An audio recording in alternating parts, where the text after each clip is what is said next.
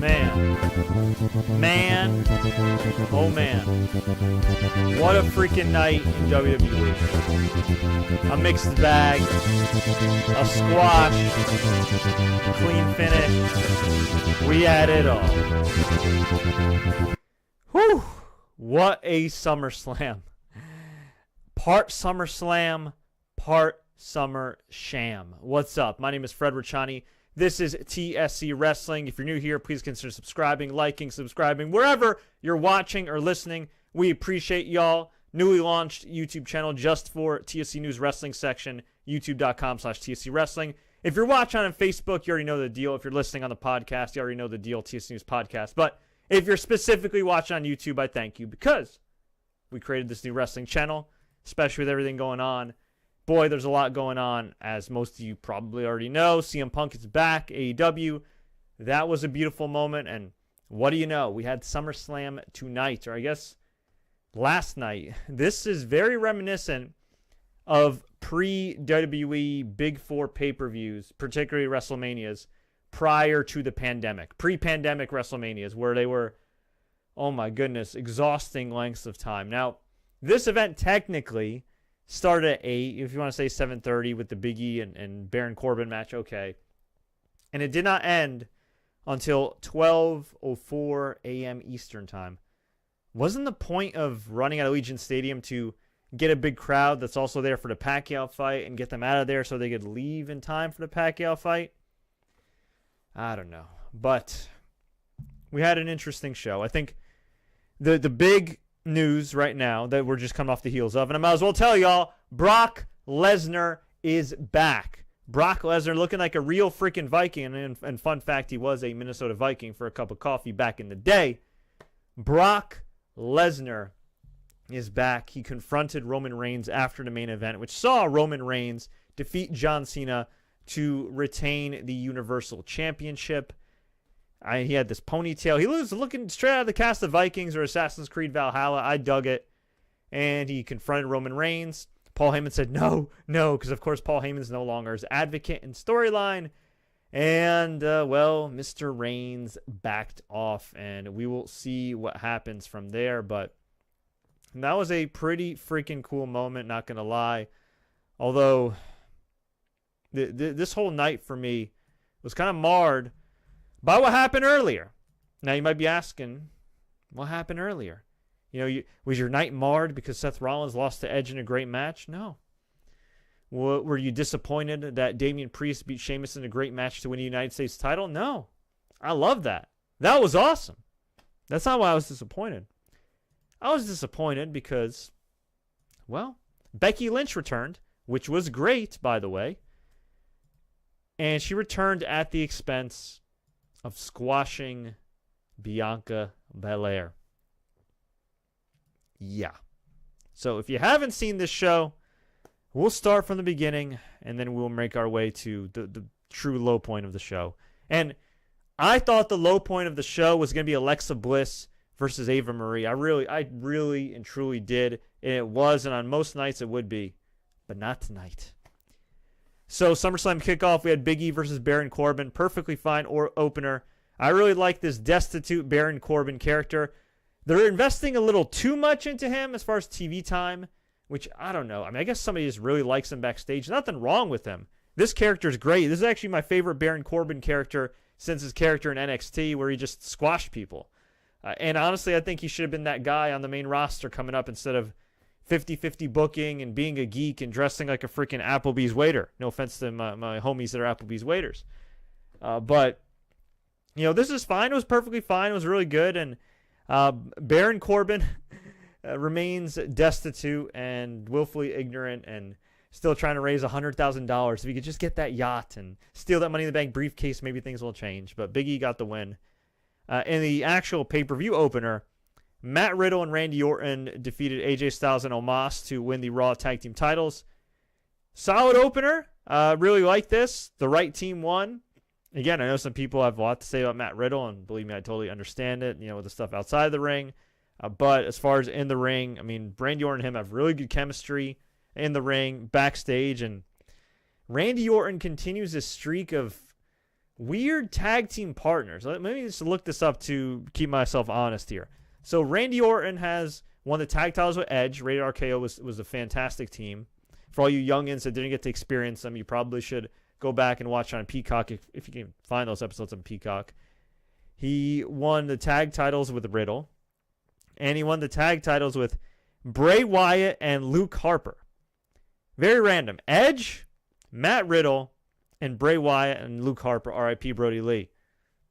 Yeah, pretty random. I mean, other than it may be Edge, I mean, yeah, definitely the odd couple. I could have sworn he won a tag title with John Cena. I guess not. He did a team with Cena in that one main event where they squashed the whole Raw roster. Seriously, that happened once. Anyway, we then had what I thought would have been the low point of the show, which was Alexa Bliss defeating Eva Marie. The right woman won, but this match sucked. To give you the Cliff Notes version, Alexa Bliss, I guess, now has Bray Wyatt's character. It kind of sort of made sense at the beginning because Alexa Bliss and Braun Strowman kind of teased having a love for each other, a couple years ago at Mixed Match Challenge. Remember that? And then they brought her into the storyline for their awful, god-awful feud last year. And now both guys are released because Vince McMahon's a scumbag. And they kept giving her these wacky things to do. And now she has a doll named Lily. And I'm just going to say this right now.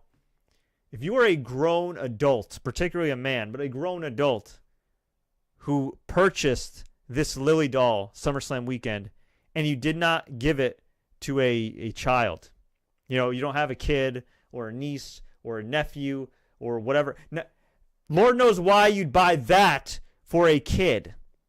But if you are not buying that for a kid and you are buying that for yourself and you are a grown adult, you belong on the FBI watch list. Hell, you might already be on the FBI watch list. I don't even know what happened after I don't know what happened after January 6th. I mean, I don't trust you. That's all I'm going to say. No buys. And actually, wow. So my boy Freddie Mitchell here, shout out to him. He just tweeted me and said that Brock Lesnar beat up John Cena after the match. Whoa, okay, I'm just going to turn that off because I don't want to get copyright. So, okay, I'm going to retweet that now. I just retweeted that on my Twitter, @SportsCourier, @SportsCourier. Video, courtesy of Ricardo Vacquier, I hope I pronounced that correctly, or Vacquier, shows Brock Lesnar destroying John Cena after the show, which, I don't know. Like, don't you want to put that on the air? I mean, I know the show ran long, but what's a couple more minutes of killing John Cena? So, who's the babyface in this feud, Roman Reigns or Brock Lesnar? Who the hell freaking knows? I don't know. Anyway, Alexa Bliss beat Eva Marie. It was terrible. Eva Marie was out of wrestling for 5 years. Took her time to be an IG model. Nothing wrong with that. But she didn't bother to get one lick better on the mic, in the ring, and virtually anything related to pro wrestling. She was too busy giving terrible takes on Colin Kaepernick being sponsored by Nike. Her and her wannabe Hollywood husband. So, or her house husband. So, yeah. Alexa Bliss beat her. Afterwards, Doudrop, a.k.a. Viper Niven, turned on her. She made fun of her. Said, the winner or the loser is Eva Marie, and walked out on her. A complete waste of time.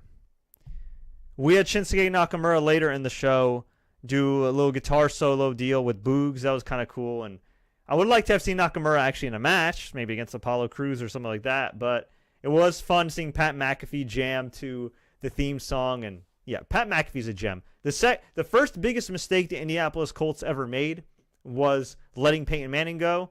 The second was Pat McAfee. The third was Andrew Luck. In that order. Don't at me. We had a really awesome match with Damian Priest and Sheamus. Damian Priest, a.k.a. Punishment Martinez, former TSC News guest, former ROH television champion. He beat Sheamus to win the U.S. title. I believe he kicked out of a brogue kick at one point. This was awesome. And both these guys, keep in mind, are not young guys. Damian Priest, he is young in WWE years, but he is not a young guy. He's in his late 30s. He's overcome a lot in his life and a lot of setbacks to get to this point. a Monster Factory product. Shout out to my guy, Danny Cage, Leon St. Giovanni, Gabby Ortiz, countless others who came from the Monster Factory. Also famously trained the Big Show back in the day, and actually Sheamus and Riddle. So, yeah, a really good night for the Monster Factory. He got the win here, won the U.S. title. Really, really good stuff. But things were about to go downhill. And by the way, before I get to the rest of the results, I just want to shout out all the people watching the actual live stream. Dan Foster, Freddie Mitchell, Carter, Amanda, Jamari, y'all, DJ, you guys are all awesome. Thank you so much for your support. Please feel free to like and share this. Anyway, so we then had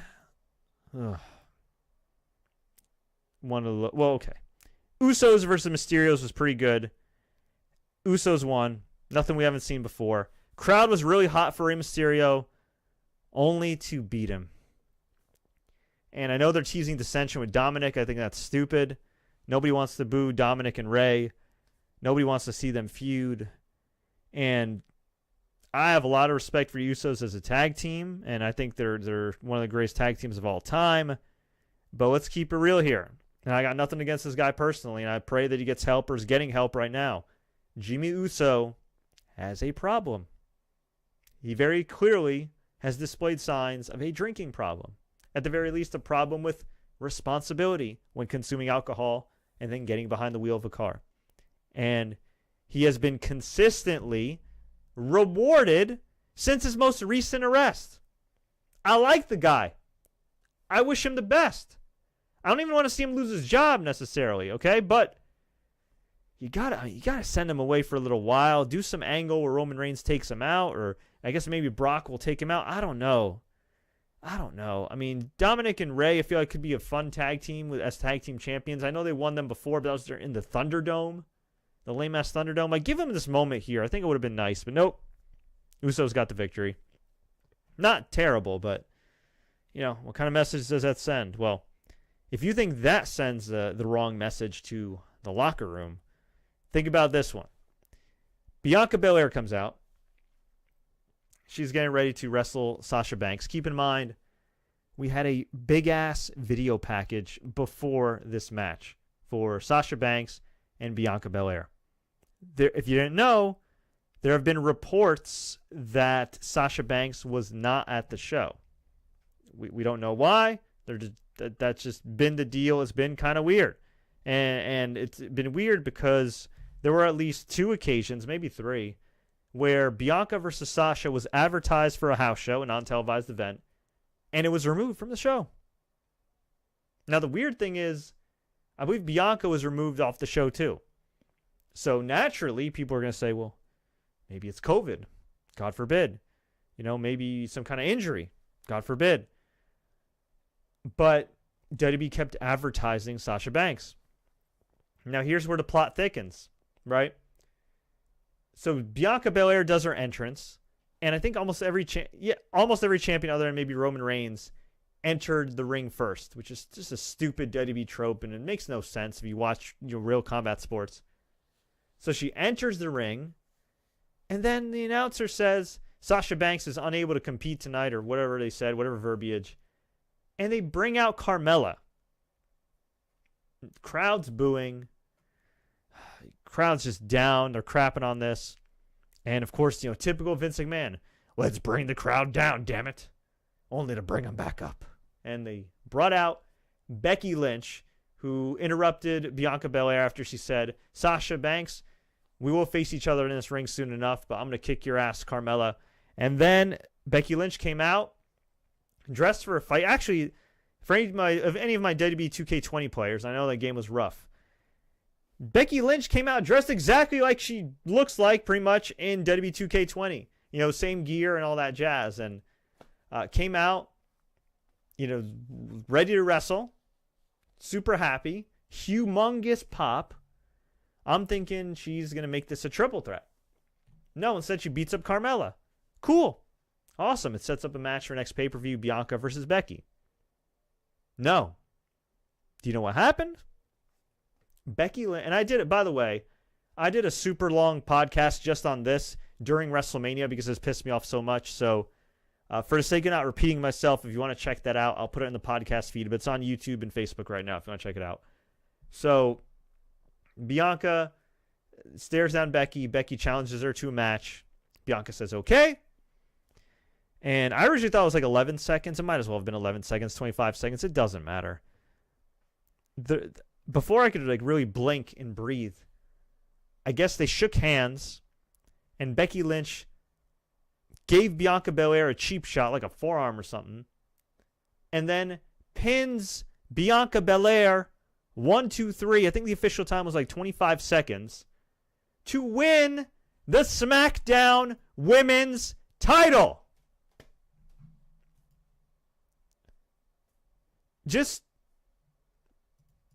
I don't get it. I mean, I touched on this before. I'll just say, okay, it's the optics look freaking horrific. Okay, take away race for a second. You built up this marketable young woman who is super talented, who is everything you could ever want in a superstar and quote unquote role model. She makes her own gear. She's great with media. She's got a wonderful story. She is a homegrown talent. She main evented WrestleMania. And you beat her in 25 seconds. I'm not going to say the number. It's seconds. You beat her in seconds. Okay? Now, let's go to the optics of this. Because this is what happens when you don't have diversity. Yeah, at the top. And I know some people say Nick Khan. Okay, how many black people do they employ at the top? I'll wait. Anyway. So, the returning, conquering white superstar beats the new history-making black superstar in seconds on maybe the second biggest show of the year. And again, if you take race out of it and the optics out of it, just the creative optics, you built up this person for 9-10 months. You gave her all these vignettes, did all this stuff. And I know some people are going to say, well, other people have been squashed before. I know some people are going to say, well, you know what, Fred? They're going to feud. They're going to have a feud. Yeah, they're going to have a feud. That's great. You could still have set it up better than a freaking squash match. Okay? I'll just give you the Cliff Notes examples I gave in my previous podcast, okay? I'll just put it this way. How many world champions have been squashed in WWE history who were the top guy, the top girl of their respective brand, as in they were pushed like the face of the company? Daniel Bryan versus Sheamus doesn't count, even though that was disgusting too, although it worked out for him in the long run, because Daniel Bryan was kind of pushed as like a chicken crap heel, a scared heel. You know, he wasn't booked like the guy. He wasn't booked like the guy. Who else? Okay, Bray Wyatt lost to Goldberg. That was stupid in retrospect. But, I mean, The Fiend, by that point, had already lost a lot of steam. Whether or not it was Goldberg or Roman Reigns to beat him, the reality is he lost steam by that point. Just think about this. Did Steve Austin ever have a loss like this when he was a top guy? Did Shawn Michaels ever have a loss like this when he was a top guy?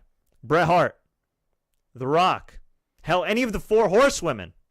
That cash-ins don't count.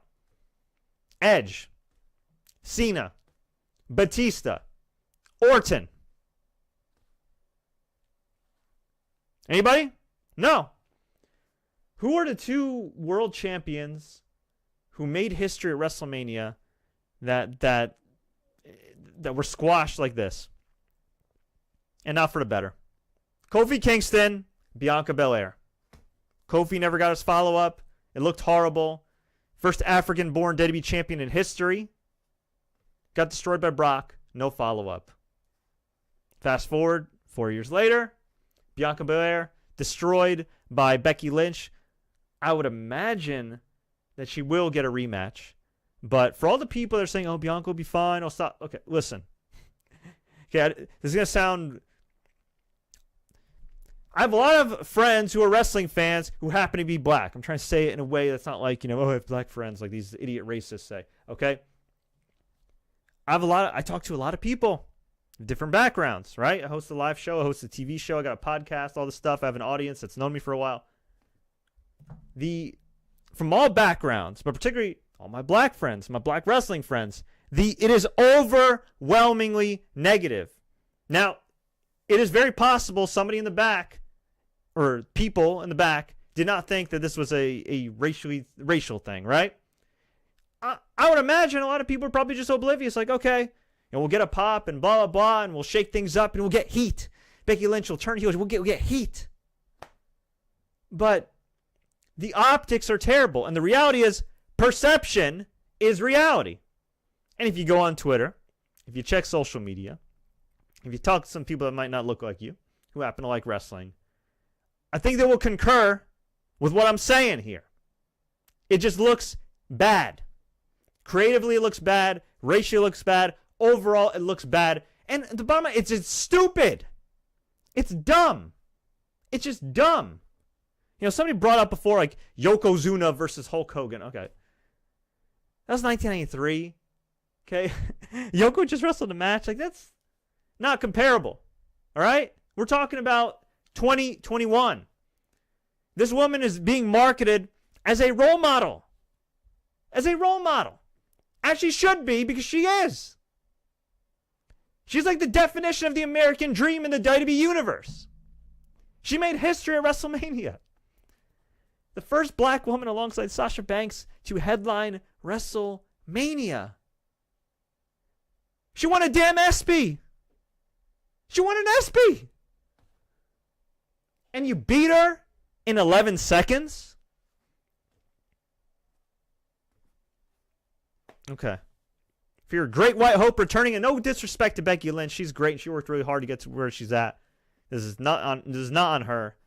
But yeah, it absolutely sucked. You can't convince me otherwise. You want to call me woke or whatever? Piss off. I don't care. I don't care. And again, I'm not blaming Becky for this whatsoever, but I just really wish some wrestlers would, especially wrestlers with some sway, some drawing power, some influence in this generation. I wish some of them would just be like, you know what, this is a really bad idea. I don't want to do this. You know, I know Becky's just returning and, you know, again, there's a bigger picture. But I just wish somebody would say, you know what, man, that's a stupid idea. It's such a stupid idea. You know, AEW, say what you want about them, and look, I'm not hot on all their creative, as some of you may know, but more often than not, for their specific audience, they give them what they want. Not all the time, but more often than not, to the point where if, you know, a heel retains a title or something, it's surprising and it's interesting. Like MJF beating Chris Jericho. Like, that was interesting because you didn't expect that. You didn't expect them to tap him out. You know, CM Punk, they didn't have a heel attack him. They didn't have some interruption. They didn't have MJF pretend to be CM Punk and come. No, they just gave you CM Punk. They just gave you CM Punk. Becky Lynch, they could have just given us Becky Lynch. She could attack Carmella. That's it. Stare down Bianca and set it up for another time. You know, and if you were going to do that match, which would be stupid to begin with, at least have it be competitive.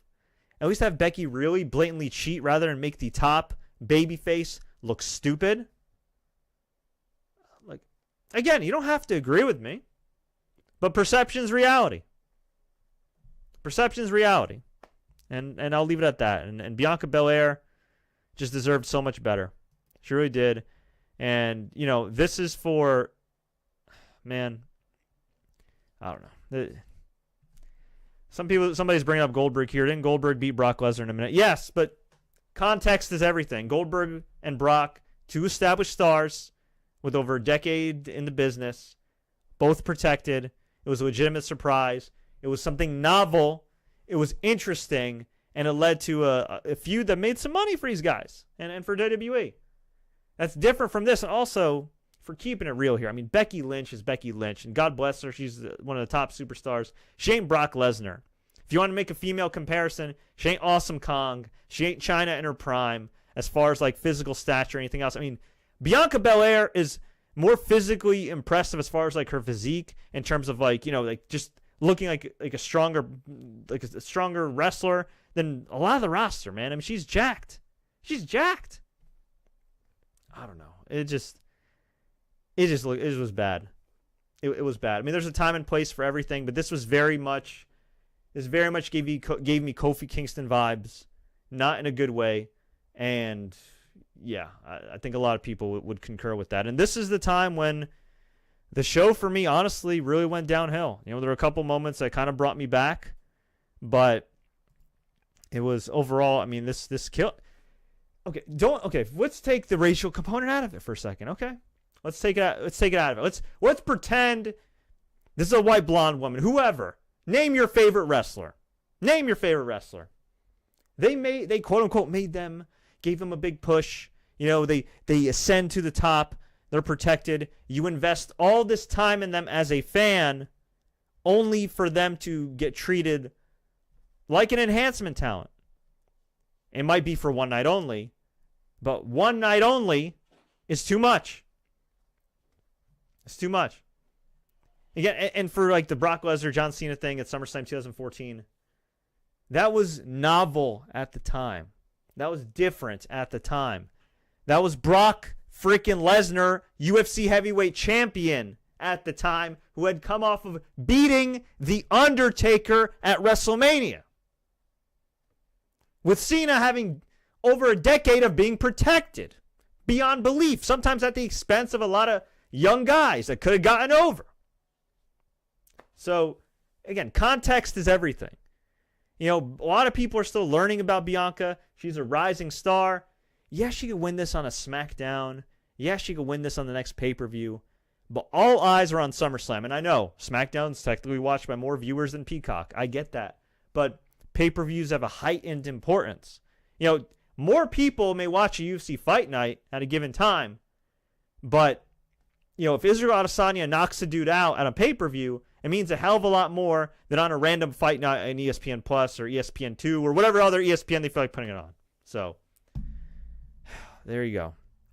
And yeah, this is where the show went downhill. But I'll get off my soapbox on this because I've already covered this and beat it to the ground. And if you don't get it by now, then you never will. Drew McIntyre beat Jinder Mahal. I didn't watch this match. I was on autopilot mentally. Didn't seem to go long.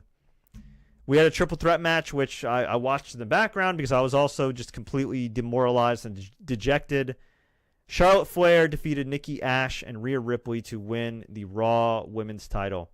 Seriously, so I'm going to do some great Wikipedia research because that's what journalists do. Even though I'm not really a journalist. And I'm going to see here. Okay, so she won the Raw Women's title for the 6th time.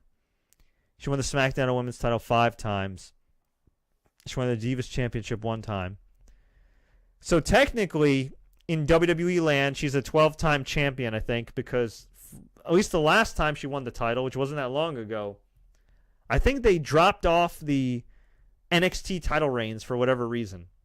Because, if there's one way to make a brand important, it's to devalue it and erase it from history. But technically, she is a 14-time women's champion. A 14-time women's champion in like 6 years. Oh, my God. And I know somebody's going to bring this up, but what about Edge? Yeah, Edge's title reigns were excessive too. But I will say this. Even though Edge's title reigns were excessive, to an extent, more often than not, they were used as a vehicle to draw some money and set up a big feud.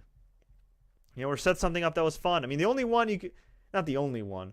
The one that stands out to me that didn't go anywhere in retrospect was CM Punk beating Edge when CM Punk cashed in the first time, because I don't know if y'all remember, CM Punk proceeded to have one of the worst title reigns ever. They booked him all wacky, and then he got kicked in the head by Orton and vacated the title, and there was never like he never got like his official rematch for that belt on that brand, at least not that I remember.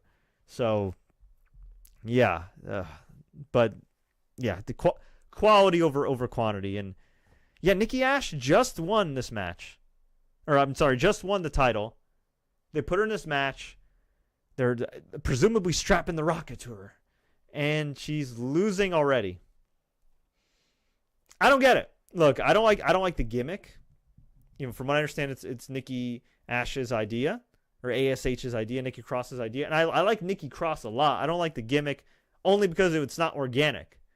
When Hurricane Helms became the Hurricane, he did so through a course of weeks and maybe even like a month or two, where he was jaw-jacking with Steve Austin as part of the Alliance back in 2001. And Steve Austin was like, you got that Green Lantern tattoo? What? And it was organic, right? It was very organic. Started off as a comedy thing. And yeah, while he was a quote-unquote mid-carder, he had a hell of a little career. I don't want to say little career, a great career. He had a hell of a little run initially as a Hurricane, as a heel for the Alliance. And then, for years and years, like, he did really well. And he's still living off of that gimmick and doing really well. And he's also working backstage in WWE. And he's a great wrestler, great dude. So, yeah. But this wasn't organic. She just kind of woke up one day and was like, hey, I'm Nikki ASH. I'm a superhero. Woo! Or almost a superhero. And she's been getting booed at some house shows here and there, although I don't think that's really her fault. I think they're just putting her in an awkward position, especially when, I think it was, there was one show recently, last weekend, I believe in Charlotte. They advertised Charlotte. Charlotte wasn't there, and then poor Nikki has to get the boos. Even though it's not Charlotte or Nikki ASH's fault. Ridiculous. And so, okay, you want to get behind her. Vince McMahon likes wacky things. Cool. Get behind her. They give her the Money in the Bank, which in retrospect, now that Charlotte just won the title back a month later, why didn't Liv Morgan win it? Where the hell's Liv Morgan been? So anyway, she wins Money in the Bank. She cashes in immediately the next night, and then she loses a month later. Wouldn't it have made more sense, based on even Charlotte mentioning her, if Becky Lynch returned on the bleak Raw side of things and really kind of amp that up? This makes zero sense. And if Becky Lynch is supposed to be a babyface, if she's supposed to be a babyface, wow, some babyface, huh? And if she's actually supposed to be a heel after returning, Vince McMahon is clueless, man. People get mad when I say he's failed upwards. He really has failed upwards. WWE's an institution. They know how to make money. Nick Khan is absolutely ruthless and helping Vince McMahon cut all these people. They're a publicly traded company. They got a lot of money behind them. But, a lot of companies have a lot of money behind them. Doesn't mean they are ethical or good. At least more often than not. All right. We had Edge versus Seth Rollins and maybe the match of the night. This was fantastic. A lot of back and forth action. Seth Rollins reminded us that he is a great wrestler. And when he's not cutting these horrible promos and doing this stupid Messiah or troll gimmick, that he's one of the best of his generation. And Edge, Hall of Fame level wrestler, to say the least. Yeah, I can't even say it anymore. Hall of Fame level wrestler. There you go. Say that 100 times. Edge came out to the Brood theme, which was great. He had the fire. I should note there was no pyro on this show. I'm assuming that was an edict from the Raiders in Allegiant Stadium in Las Vegas. I have no idea why, but that was the deal. So Edge comes out to that. Then his Alter Bridge music hits, and great intensity, great match. Some people think it went a little long. I thought it was awesome. A lot of near falls on the show. You could tell that everybody here had their working boots on. Well, everybody other than maybe like Eva Marie had their working boots on. This was just great match. Edge got the win with a crossface. He ended up getting it underneath the neck. You know what I mean? It was almost kind of like he was just wrenching that neck. Seth Rollins tapped out. Fantastic match. If there's one match you got to go out of your way to see, it is that match. Fantastic. The WWE title match, Bobby Lashley versus Goldberg, ended via referee stoppage. I thought Lashley technically won, but then I read that it's actually that technically they're listing it as referee stoppage, as in there's no winner and Bobby Lashley just retains the title, which Goldberg couldn't continue because of the damage done to him by Bobby Lashley. Yes, MVP interfered as well. This match, the first half was actually really exciting stuff, and had they kept it to like 2 to 3 minutes, this would have been great. There was a really scary spot where Bobby Lashley, in his mid-40s, goes up to the top. Goldberg picks him up and throws him off, kind of like, Ric Flair, he'd always go up to the top, and he always get thrown off the top. So Goldberg throws Bobby Lashley off the top. I'm assuming Bobby had a jump or whatever. I don't know. Fellow wrestlers, if you could hit me up and just be like, yo, no, like that. Just explain that to me. I don't know. Usually, from my understanding, it's the person throwing a guy that really kind of carries the brunt of it, and the other guy maybe just pushes off a little bit. Whatever the case may be, Bobby Lashley's a huge dude. Goldberg's a huge dude, but he's older now, and he's got bad knees. And he throws Bobby Lashley off, and Bobby lands on the side of his neck and his shoulder. I damn near landed on his freaking head. It was a scary spot. There were a lot of scary spots here. There was a spot where Lashley went for a spear, and Goldberg was turned inside out. Like, I don't know. I'm a longtime Goldberg fan. Full disclosure, I grew up watching Goldberg because he was the first wrestler other than Stone Cold and a handful of others like Sting and DDP who really got me into it back in the late 90s. And, I always got a soft spot for Goldberg. And, hey, get that money, bro. But I don't know. This is maybe not the first time, but the first time. Yeah. I'd say okay, maybe the second time. I'd say this and the Drew McIntyre match were the two matches where I really got nervous, where I was really like, okay, what's going on, Bill? I wasn't totally nervous for the Undertaker-Goldberg match because I thought they'd work a smart match, and then Goldberg got concussed and dropped Undertaker on his head. And then, yeah, I don't know. I think this Goldberg experiment's over. Pay him a Legends deal. If you still owe him a lot of money, just buy him out. I don't know, something. Or just pay him to make appearances or whatever the case may be. I don't know. Like, at this point, Goldberg should be kept to, like, squashes like he did with Dolph Ziggler. At SummerSlam, like something fun like that. I don't think he needs to be wrestling these long, grueling matches. But it got worse because afterwards, Bobby Lashley beat up Goldberg with a steel chair. Gage Goldberg, who I believe is 15 years old, the Goldberg son, who's going to be a wrestler eventually, jumps on Lashley. Lashley then puts him in the Hurt Lock, the full Nelson. And MVP says, hey, Bobby Lashley didn't know that it was Gage behind him. It could have been anybody, which is clever. Except for when you remember that this means that at some point, maybe even as soon as Monday Night Raw, this feud must continue. Jesus Christmas. Another match? Another match? Another match? We had Money in the Bank 2022 confirmed for Las Vegas next year. Because, of course, WWE has to, take a page out of Double or Nothing. The New Day sprayed John Morrison and Miz with water. I barely watched this. I took a bathroom break. I guess they're doing Moist TV or something with John Morrison. Because Miz was injured, but now he's not really injured. I'm glad he's not injured, but they're still booking him like a comedy guy. When he was actually a pretty good, like, upper mid-carder, a few years ago. And, man. They're not subtle with this stuff. Like, Miz and Morrison are great at comedy, but they're also awesome wrestlers, especially John Morrison. And they've just gone so far off the deep end that these guys are just complete jokes. You wouldn't even remember that Miz won the WWE title in February. Yeah, that actually happened. And the New Day, same thing. Like, I love the New Day, but after seeing how great Kofi Kingston is as a serious wrestler, back in whatever year it was like 2019. And seeing how great he's been this year, I mean, I honestly think that he should have been the one to win the world title from Bobby Lashley. And he could have done a deal where maybe Big E cashes in or whatever. I don't know. Like, that's how good he got. He's, man, I don't know.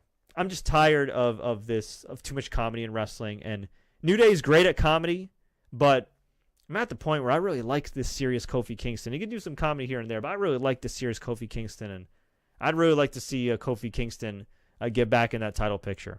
At least they had a follow-up, unlike the Brock Lesnar thing a few years back. And then we had our main event, the Universal Championship. It was not a lame event. It was a very good match, but it was also like 11:30-something Eastern Standard Time when it started. Roman Reigns beat John Cena to retain the Universal title. He won clean with the spear. Really good match. There was a few unique spots here, including John Cena AAing Roman Reigns through a table when Roman Reigns was running at him. That was interesting. A lot of near falls. It did get a little wacky, though. Like, I'm watching with my dad who's seen, like, everything. He's been watching wrestling and combat sports for years and years and years. In fact, he's probably a bigger combat sports fan than I am at this point. And, John Cena goes for the super AA off the top rope on Roman, and Roman kicks out. I am all for protecting Roman Reigns and your champions, and this is the same criticism I had with AEW. You also got to protect your finishes a little bit, right? I mean, look, this is SummerSlam. They pulled out all the stops. It's like the summer version of WrestleMania. I'm not going to hate it too much, right? There were tons of near falls throughout this whole show. But I don't know. Just the Super AA is such a cool visual. It's been, in fact, I believe John Cena won with the Super AA on Lashley back at Great American Bash 2007. Y'all should watch that match. It's amazing. So, I don't know. After that, it was kind of like, really? Okay. I guess Roman's winning, and he did end up winning. Hey, still an awesome match. Would have been even more awesome if it took place an hour earlier. But the right guy won at the right time. Well, not the right time as in Eastern time, but the right time as in August 2021. And after the match, Brock freaking Lesnar comes out. And if you're watching this live stream and you haven't already seen what Brock Lesnar looks like, here, I'm just going to put a picture up right here on my screen. This is Brock right now. He's got the freaking Viking haircut. Looking like a long-lost son of Ragnar Lothbrok. Yeah. Brock meant business. He confronted Roman Reigns, as I mentioned at the top of the show. Roman backed off. Paul Heyman backed off. And that was that. So, overall, you know what? I want to give this show a thumbs down. I can't completely give it a thumbs down. I'll say this. In terms of match quality, Raw Tag Title match was perfectly fine. In terms of great matches, I think Priest versus Sheamus was great. The triple threat was pretty good, except for Charlotte winning. Nothing against her, but I mean, we've seen it before. Edge versus Seth Rollins was great, and the Universal title match was pretty good. So yeah, I would say sort of thumbs up, or no, I'll say thumbs in the middle. And the reason I'll say thumbs in the middle is Bianca Belair. The woman who could literally carry your company. Squashed in seconds. No buys. The optics of going back to Becky Lynch and Charlotte Flair. Yeah, that looked bad. That looked really bad. And yeah, what can I say? Shame on WWE. Shame on Vince McMahon. Again, he's very lucky. WWE's built to not go broke like ever and fail upwards, because any other promotion, man, would be killing the town. Let's get to some of the comments here. I appreciate everybody rocking with me and following this recap. This was a long show for sure. Okay, Dan Foster says Molly Holly 2.0 is the closest thing that they're going for when it comes to Nikki Cross.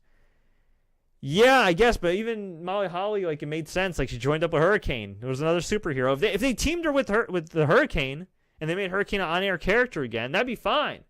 But they didn't even do that. They were just lazy. Like, oh, we have a superhero. We're automatically going to sell merch. And then they took weeks to even come out with merch for this poor girl, and then they have her beat. Makes zero sense. Go on Twitter here. Edward Harrell says, Brock Lesnar looks fantastic. It looks like he lost a few pounds. Yeah, that dude is built like a mother freaking tank, but he's looking great. Carter says, no question, this was a thumbs down. Yeah, I'm leaning towards that. I'll say thumbs in the middle just because of some of the matches, but I don't want to take away from the other performers. But yeah, that was a brutal booking decision. Zippy Key from the block, what's up, man? Says, I was at the event live. It was so much fun. I'm glad you had fun. Hope you stayed safe. DF says, I bet we'll see Goldberg versus, Bobby Lashley at Crown Jewel. Yeah. Carter says that was almost a bully choke by Edge. Yeah, that's right. I was looking for the word. I was thinking like bulldog choke, but yeah, no, the bully choke. Is that? I think that's technically what.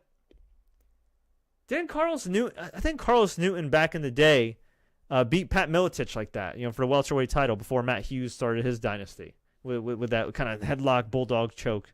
Or a bully choke. Let's see here. Denzel Pinkerton says Bianca got screwed. Tell me about it, bro. Tell me about it. Amanda asks me, what is Paul Heyman going to do?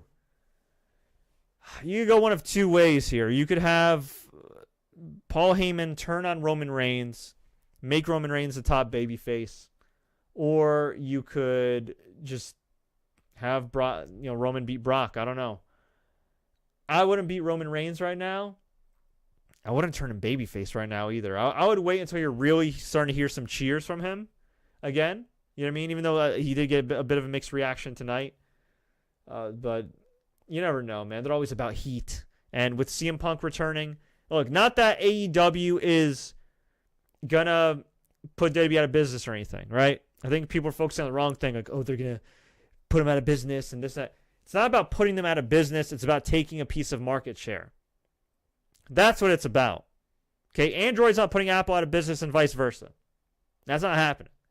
But you can still take a big chunk of the market share. And, AEW is doing really well in the ratings. AEW is doing really well in live attendance. The one thing that they've been kind of lagging behind, and just because of the fact they haven't been around all that long, is licensing. They have merch and all that jazz, but, they're not an institution. They're not a well-known name. But with them selling out these arenas, with them bringing in CM Punk, a legitimate major star, with them reportedly bringing in Brian Danielson down the road, things could change. Absolutely. Absolutely. They are a legitimate alternative. They don't necessarily need to be as big as WWE. But knowing Vince McMahon, whether he admits it or not, they do tend to respond. I mean, look at how many times they try to counter-program AEW from the get-go with NXT as far as doing the Halloween Havoc and this and that and Great American Bash and having main roster stars on the show, to even just at the beginning just putting NXT against AEW to begin with, when in the long run it would have been so much better if they just put it on Tuesday.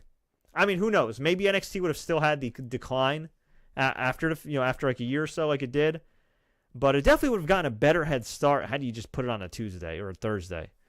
So yeah, I don't know. Vince loves Roman. You know what I mean? He also loves Brock. I think they'll just keep it on. They'll just keep it on Roman. I don't know. It'll be interesting though. A lot can change. A lot can happen. I mean, who knew that NXT was going to be gutted a few months ago? Who knew that Bray Wyatt and Braun Strowman, no matter how you feel about those guys, would be released? And look, I was not the biggest Bray Wyatt fan as far as the character. I definitely don't want to see Wyndham Rotunda lose his job. I definitely think Wyndham Rotunda is creative enough that if you have the right people producing him, he can be an asset like he was in like 2014-15 as Bray Wyatt from the Wyatt family. You can even have some elements of The Fiend, but this whole Houdini thing just sucked. But to cut him, when he reportedly sold some merchandise, to cut Braun Strowman, again, whether you like their work or not, think about it from the standpoint of the locker room. What message does that send?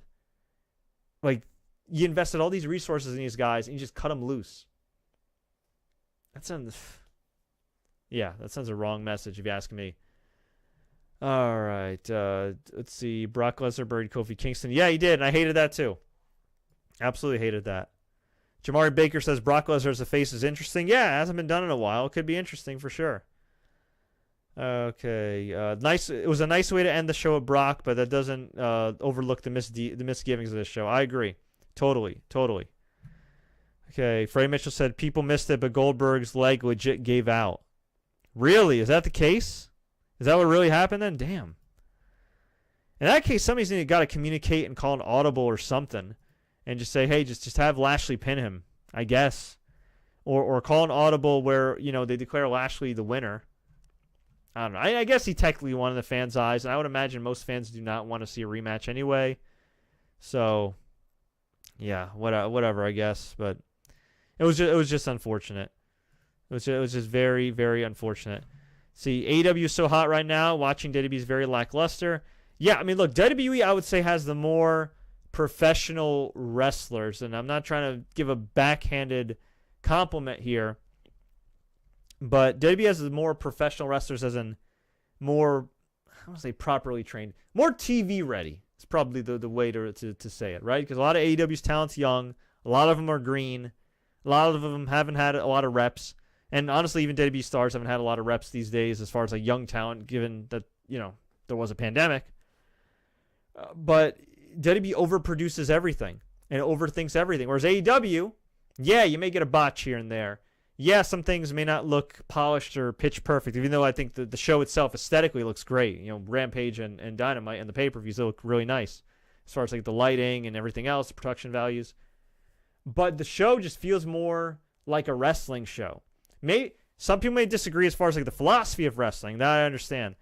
But in terms of just like the unpredictability factor, whether you think it's good, whether you think it's bad, whether you think it's so bad it's good, it's at least interesting. You're usually going to get at least one good match a week, maybe two. Your time is going to be well invested in a sense that they usually pay off these storylines. Whether storylines are good or not, whether they should stay running or not is another story.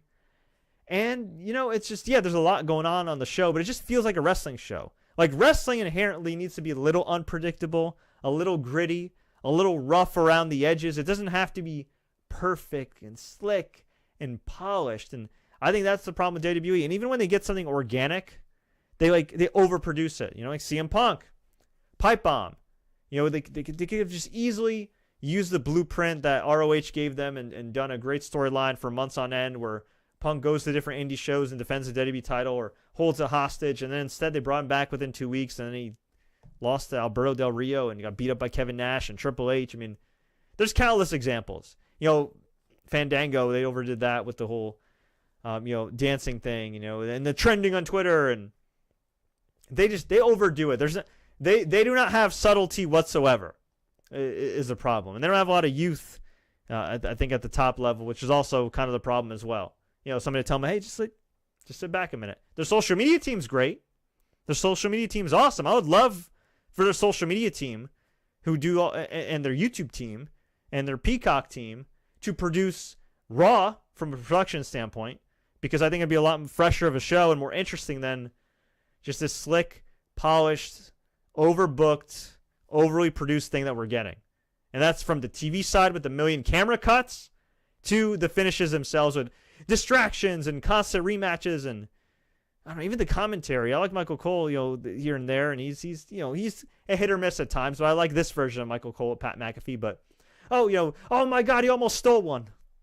No, if you get pinned, you won the match. You didn't steal anything. Anyway. Yeah, I haven't watched Raw or SmackDown in over a year. I used to watch every show they put out now, but it's gone historically bad. Yeah, I agree. It's gotten really bad. It's gotten a little bit better with the crowds, but yeah, the show's still kind of boring. And I'm not gonna lie, I don't watch the shows as religiously as I used to. You know what I mean? I have much more fun covering the big events, covering some news, interviewing wrestlers. That's what I enjoy these days. I used to cover every Raw and SmackDown and NXT, and I got burned out after a while because not only was it a lot of work, it was just a lot of the shows weren't that good. So it is what it is.